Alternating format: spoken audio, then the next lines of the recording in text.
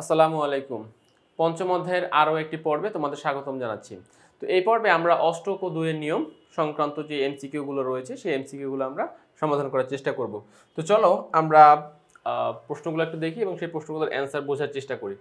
First question, পর্যায় সারণীর কত পর্যন্ত মৌলগুলো অষ্টক এর নিয়ম ভালোভাবে অনুসরণ করে? তাহলে আমরা জানি 1 থেকে 20 পর্যন্ত যারা ধাতু অধাতু আছে এরা সাধারণত আয়নিক বন্ধন গঠন করে এবং অষ্টক নিয়মটি প্রপারলি এরা অনুসরণ করে 1 থেকে 20 পর্যন্ত। আচ্ছা, গেল এটা। নেক্সট কোশ্চেন, কোন যৌগটি গঠনের সময় অষ্টক নিয়ম মেনে চলে? এখানে 4টা যৌগ রয়েছে, বাট এদের মধ্যে একটা যৌগ অষ্টক নিয়মটা মেনে চলতেছে।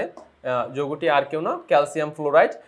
ক্যালসিয়াম ফ্লোরাইড আয়নিক যৌগ এবং 1 থেকে 20-এর মধ্যেই পড়তেছে, ক্যালসিয়ামেরও প্লাস ফ্লোরিনেরও পারমাণবিক সংখ্যা 1 থেকে 20-এর মধ্যে। তাহলে আমরা বলতে পারবো যে ক্যালসিয়াম ফ্লোরাইড যৌগ গঠনের সময় অষ্টক নিয়মটি একদম ভালোভাবে মেনে চলবে। আচ্ছা, নেক্সট প্রশ্ন। আচ্ছা, যৌগের বন্ধন গঠনের ক্ষেত্রে কেন্দ্রীয় পরমাণু অষ্টকের নিয়ম মেনে চলে। মানে এখানে 4টা যৌগ রয়েছে, 3টা যৌগ দেওয়া হয়েছে, তাহলে কোন কোন যৌগের কেন্দ্রীয় পরমাণু অষ্টক নিয়মটা প্রপারলি মেনে চলবে? আচ্ছা, তাহলে আমরা দেখতে পাচ্ছি CCl4, ইয়েস, CCl4 এ কার্বনের চারদিক থেকে 4টা ক্লোরিন, এরকম 4টা ক্লোরিন থাকে এবং সবাই অষ্টক নিয়ম এখানে মেনে চলে। BCl3 মেনে চলে না, এটা হচ্ছে 8 থেকে কম। কেননা দেখো, কেন্দ্রীয় পরমাণু বোরনের 3 দিকে 3টা ইলেকট্রন থাকে, 3টা বিজোড় ইলেকট্রন। সো তুমি যদি এটার সাথে 3টা ক্লোরিন সেট করো তাহলে মোট 3 দুগুণী 6 হচ্ছে, 3 দুগুণী 6 হয়ে যাচ্ছে। সো এটা হবে না। আর একটা হলো H2S, হ্যাঁ এটা আসলে মেনে চলবে। তাহলে CCl4 মেনে চলবে, H2S মেনে চলবে। 1 এবং 3 সঠিক, গ নাম্বার। 1 এবং 3 সঠিক এটার, তাহলে অ্যান্সারটি হচ্ছে গ নাম্বার। আচ্ছা, যাচ্ছে এর পরবর্তী প্রশ্ন। দেখো কি বলতেছে, অষ্টক পূরণ করে। তাহলে সেম টাইপের কোশ্চেন, যে এখানে আসলে কে বা কারা অষ্টক পূর্ণ করতেছে। প্রথম কোশ্চেন হচ্ছে PH3 অষ্টক পূর্ণ করবে, H2S অষ্টক পূর্ণ করবে, BeCl2। কারণ কি দেখো, কারণ বেরিলিয়াম মৌলের সর্বশেষ কক্ষপথে ইলেকট্রন দুইটা। তাহলে 8 যদি 2টা ক্লোরিন দাও তাহলে 2 2 4 হবে। 8 তো আর হওয়া এখান থেকে সম্ভব নয়, ঠিক আছে? তাহলে এখানে এই 3 নাম্বার পয়েন্টটি আমরা নিচ্ছি না, তাহলে সঠিক অ্যান্সার হবে 1 ও 2, ক নাম্বার। নেক্সট প্রশ্ন দেখো, কোন যৌগে অষ্টক সম্প্রসারণ হয়েছে? এখানে 4টা অপশন দেওয়া হয়েছে, তো এর মধ্যে একটা যৌগে অষ্টক সম্প্রসারিত হয়েছে, তাহলে এটা সঠিক অ্যান্সার হবে PCl5।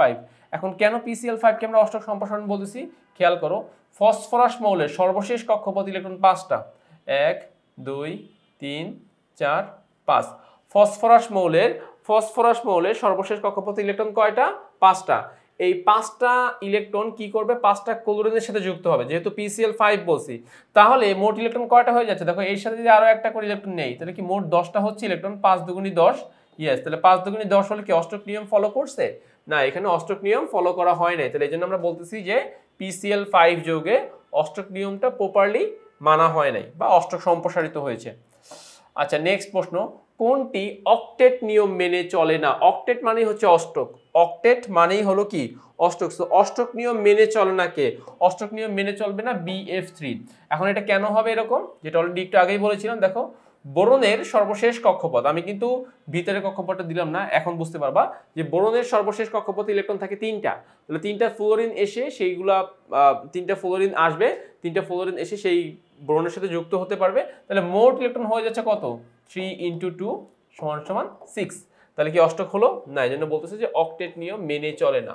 এখান থেকে BF3। নেক্সট প্রশ্ন, কোন যৌগের বন্ধন গঠনে অষ্টক নিয়ম অপেক্ষা দ্বয়ের নিয়ম অধিক কার্যকর?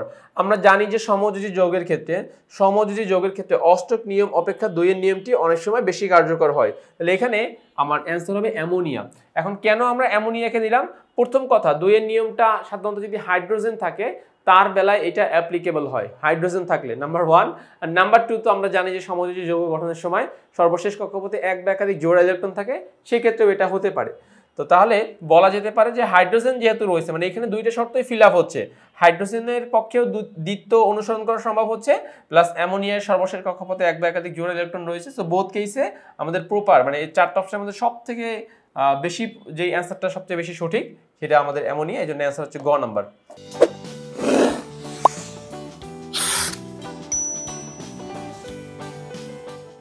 ওকে, দেখো তো পরবর্তী প্রশ্ন কি বলতেছে, যে বন্ধন গঠনের সময় ইলেকট্রন বর্জনের মাধ্যমে কোনটি দ্বয়ের নিয়ম পালন করে? দ্বয়ের নিয়ম, তাহলে এটা হবে কি লিথিয়াম। কেন বলতো? কারণ লিথিয়াম 3, লিথিয়াম 3, সে যদি একটা ইলেকট্রন বাদ দেয় তাহলে সে কত হতে পারবে? সে হতে পারবে লিথিয়াম প্লাস বা 2। তাহলে ইলেকট্রন ত্যাগের মাধ্যমে সে কি হিলিয়ামের মতো কাঠামো বিন্যাস অর্জন করলো। এই জন্য এইখান থেকে আমরা অ্যান্সার কত নিব? এখান থেকে আমরা অ্যান্সার নিব 3 নাম্বার বা লিথিয়াম। আচ্ছা, নেক্সট প্রশ্ন, বন্ধন গঠনে 2 এর নিয়ম মানে, অর্থাৎ 2 এর নিয়মটা ফলো করে কে কে? বন্ধন গঠনে 2 এর নিয়মটা ফলো করে কে কে? আচ্ছা দেখো, খেয়াল করো, প্রথমে আছে কে? নাইট্রিক অক্সাইড ফলো করে না। আচ্ছা, তারপরে কি আছে দেখো, তারপরে আছে হচ্ছে নাইট্রোজেন ডাইঅক্সাইড, এটাও ফলো করে না। তাহলে এই ফলো করতেছে মিথেন। সো 2 এর নিয়ম অনুসরণ করে কে? মিথেন। তাহলে 56 এর সঠিক অ্যান্সারটি হবে ক নাম্বার। 56 এর সঠিক অ্যান্সারটি হবে ক নাম্বার। আচ্ছা, এর পরবর্তী প্রশ্নে কি বলতেছে দেখো, এর পরবর্তী প্রশ্নে বলতেছে যে HF এর ক্ষেত্রে পোলারিটি আছে।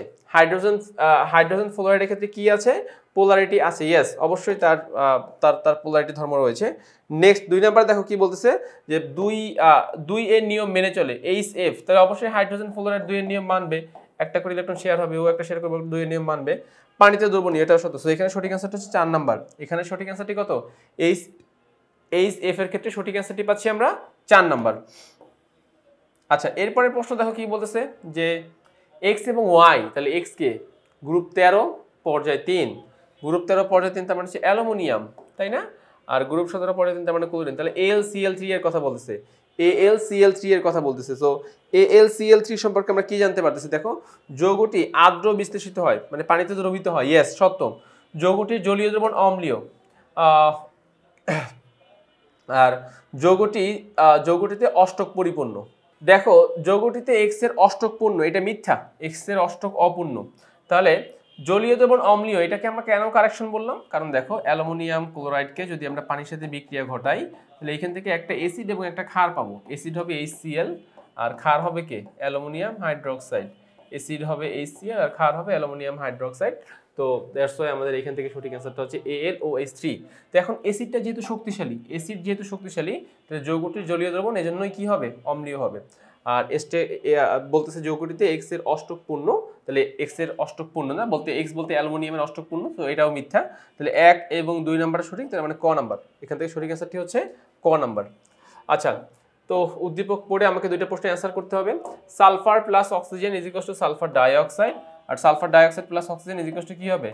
Sulphur trioxide. ঠিক আছে, তাহলে আমরা দেখি এখন এর পরবর্তী যে প্রশ্নগুলো রয়েছে, কার কথা বলেছে বলতো? উদ্দীপকের বীজগটি কে ছিল? উদ্দীপকের বীজগটি ছিল সালফার ট্রাইঅক্সাইড, SO3, তাই না? তাহলে এখন বীজকের অ্যান্সারটা আমরা এখন জানার চেষ্টা করবো যে SO3 যোগের ক্ষেত্রে কি হচ্ছে। দেখো, ফার্স্টেই বলতেছে জলীয় দ্রবণ অম্লধর্মী, মানে কি? সালফার ট্রাইঅক্সাইডের সাথে পানি মিশালে সেটা কি হবে? অ্যাসিড তৈরি করবে। এটা সত্য। কেননা দেখো, খেয়াল করো, সালফার ট্রাইঅক্সাইড প্লাস পানি ইজ ইকুয়াল টু কি হবে? H2SO4 is equal two H2SO4। এটা হলো 2 নাম্বার। কেন্দ্রীয় পরমাণুর জারণ সংখ্যা +4। 2 নম্বরে কেন্দ্রীয় পরমাণুকে সালফার। এখন দেখি হাইড্রোজেন 2টা, তাহলে 2 প্লাস, মানে যদি আমরা এভাবে হিসাব করি যে 2টা হাইড্রোজেন 2 প্লাস, 4টা অক্সিজেন, 4 দুগুণে 8 মাইনাস, তাহলে অবশ্যই সালফার কি হতে হবে? 6 প্লাস। কারণ আমরা জানি যে কোনো যৌগের মোট জারণ মান 0, যে কোনো যৌগের টোটাল জারণ মানটা হচ্ছে 0। তাহলে ইন্ডিভিজুয়াল পরমাণুকে তো তোমাকে সেই 0 জায়গায় বসাতে হবে। হাইড্রোজেন +2, সালফার +6 আর অক্সিজেন -8, তাহলে মোট 0 হচ্ছে। তাহলে এখানে 4 বলছে, তাহলে এটা অবশ্যই মিথ্যা, এটা সত্য নয়। 3 নাম্বার, অষ্টক নিয়মের ব্যতিক্রম ঘটে। Sulphur trioxide, yes, sulphur trioxide একটা অষ্টক সম্প্রসারণ যৌগ। কিভাবে? খেয়াল করো, সালফারের, আচ্ছা আমরা যেটা মুছে দিই এখন, সালফারের সর্বশেষ কক্ষপথ ইলেকট্রন হয় 6টা। দেখো এরকম 6টা হয়, 2 4 6। তাহলে এর সাথে যদি আমি আরো 2টা করে অক্সিজেন নেই, মানে অক্সিজেনও তো 2টা করে দিবে, তাই না? তাহলে মোট কত হয়ে যাচ্ছে? 12 হয়ে যাচ্ছে না? সালফারের সর্বশেষ কক্ষপথ ইলেকট্রন সংখ্যা মোট কত হচ্ছে? 12 হয়ে যাচ্ছে, 12। সো অষ্টক নিয়মের ব্যতিক্রম ঘটে 1 এবং 3। 1 এবং 3 এর জন্য আমাদের সঠিক অ্যান্সারটি কত? 1 এবং 3 এর জন্য আমাদের সঠিক অ্যান্সারটি হলো খ নাম্বার। 1 এবং 3 এর জন্য আমাদের সঠিক অ্যান্সারটি কত হবে? আমাদের সঠিক অ্যান্সারটি হবে খ নাম্বার। ওকে, তো তাইলে আমরা এই টাইপের মধ্যে যে এমসিকিউগুলো ছিল, আমরা আশা করতেছি সেগুলো তোমরা বুঝতে পেরেছো। তো আজ এই পর্যন্তই, নতুন কোনো পর্বে আবার দেখা হচ্ছে।